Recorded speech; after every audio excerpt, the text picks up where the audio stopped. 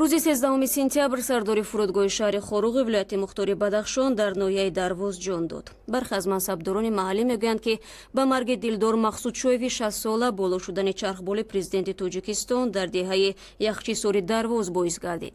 Шоҳидони ин ҳодиса дар суҳбат бо Радиои Озодӣ гуфтанд, ки аз вазиши боди чархбол Мақсудшоев ба санге бархӯрда сахт маҷрӯҳ шуд ва дар роҳ ба сӯи бемористон ҷон дод. Вале раиси ноҳияи Дарвоз ин иддаоро рад мекунад. این مردک من با معلومات شما برسونم همچنین رئیس نوحیه که اما بار این فرض گفتگی بدست وای بخواه وای مدنی جنبه گم علاقمندی ندارد اون بطریه ندارد این نشون میده همین خورزان میگیرن دختره هم میگیرن بپرسی که همین آدم چند سال بار همین کسانی دیر قطعی اذیت میکشیده دست خیلی نتیجه میگم دیگه مسئله کبوخ مسئله مدن مسئله چبره اون وابستگی نداره اون علاقمندی ندارد.